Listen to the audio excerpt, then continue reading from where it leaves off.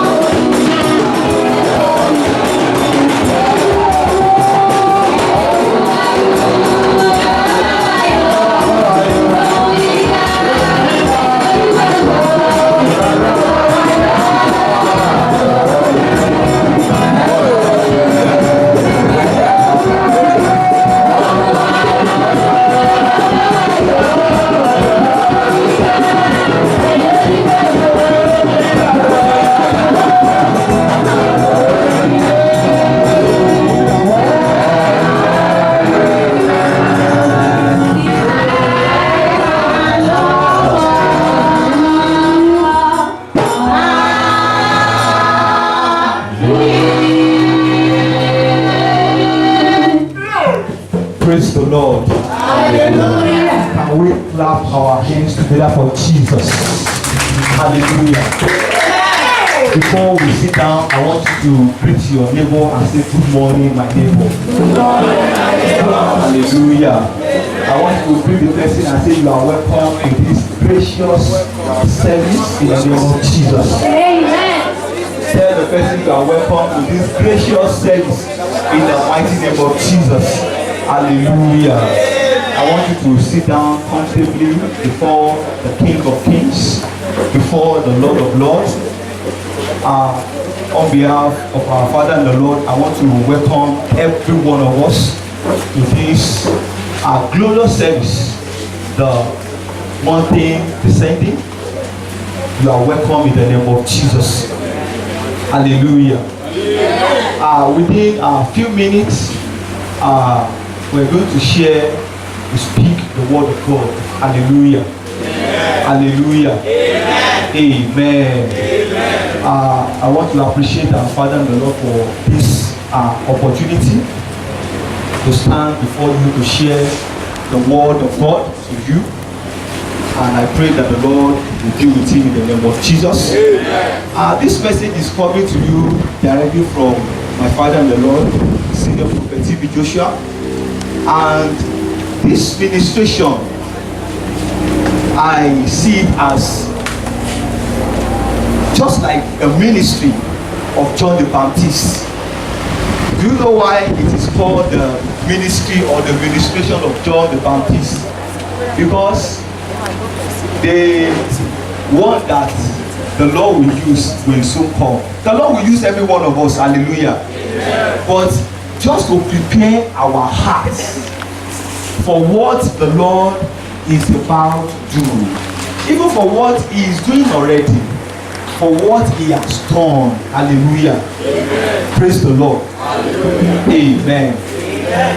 I know that, and I believe that you are here because you want salvation, because you want healing, because you want deliverance, because you want blessing. And I want to announce to you this morning that our Lord Jesus Christ is also on another side with all these things that you need.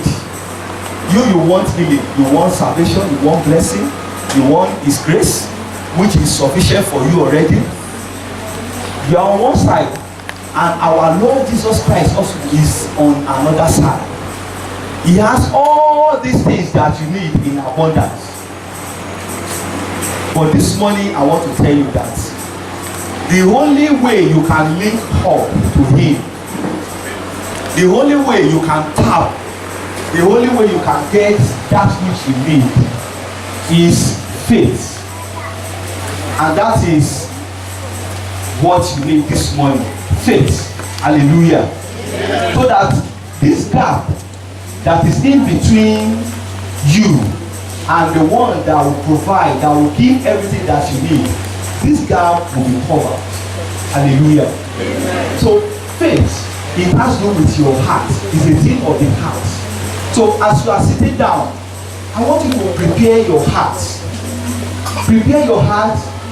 Let your heart begin to meditate. Don't just sit down. Don't come to watch. Don't come to see with your physical eyes. Begin to see that thing that you need. That thing, I receive it, that it is done. Begin to see, hang on your faith unto the finished work of our Lord Jesus Christ. That, yes, that thing that I need, the reason why you are here, that it is done already. Hallelujah. Amen. I want you to turn your Bible with me to the book of Matthew. You open your Bible to the book of Matthew chapter 6. I won't take much of your time. I told you it's just to prepare the ground. Matthew chapter 6. We will read just a verse there. Matthew chapter 6 verse 10. Which every one of us will know, we recite our Lord's Prayer. Is that not true? Gbogbo wa la mọ̀, a máa ka àdúrà Olúwa wa. for the sake of the people that may not understand the English that I will be speaking so far, what we are saying lọ́tà sọ ni pé ẹ̀ ń wá ìbùkún, ẹ̀ ń wá ìgbàlà, ẹ̀ ń wá àṣeyọrí. Ọlọ́run Jésù Kristi ó ní ìbùkún, ó ní ìwòsàn, ó ní ohun gbogbo tí a ní yìí ó ní lọ́wọ́. Ṣùgbọ́n àwọn àlàfo kan wà, ọ̀nà tí a lè fi dí àlàfo yẹn tó túmọ̀ sí pé ọ̀nà tí a lè fi bá pàdé láti gba àwọn nǹkan tí à ń wá wọ̀nyí òun náà ní nípa ìgbàgbọ́ wa. Ìgbàgbọ́ ó dẹ̀ ní ṣe pẹ̀lú ọkàn wa, is a thing of the heart, ohun tó ní ṣe pẹ̀lú ọkàn ni. Ẹ jẹ́ ká fi ọkàn wa ká máa fi béèrè, ká máa fi ọkàn wa ká máa fi gbàdúrà bí a ṣe jòkó yẹ. It is not with our mouth but with our heart, pẹ̀lú ọkàn wa. Hallelujah. Amen. Matthew chapter 6 verse 10. Thy kingdom come, thy will be done in earth as it is in heaven. Hallelujah. Amen. Matthew chapter 6 verse 10. Ìwé ìròyìn ti Matthew orí kẹfà ẹsẹ̀ kẹwàá. Kí ìjọba rẹ̀ dé, ìfẹ́ tìrẹ ni kí a ṣe ní ayé bíi ti ní ọ̀run. Hallelujah. Amen. This morning, what the Lord wants to tell us is that it is not your own will. It is not by your own will. Not what you will, but it is the will of the Lord. Hallelujah. Amen. You are here this morning. Submit your own will to the Lord. Submit what? Your own will, your own wish. You may feel like this is the way it should be done. This is the way you want it. This is the way you feel it should happen. It is not by your own will. Our Lord Jesus Christ, he has his own will, and let his own will prevail in your life. This morning, if you can allow the will of the Lord to prevail, you will see that you will not go back home empty-handed in the name of Jesus. Amen. Just tell God your will. Look at that book of John chapter 2 verse 5. John chapter 2 verse 5. Mary was saying that he said, whatsoever he asks you to do, just do it. That is, not your own wish, not your own will, but the will of the master. There's no way a servant can be greater than his master. So, the Lord Jesus is in front this morning. Let us follow him.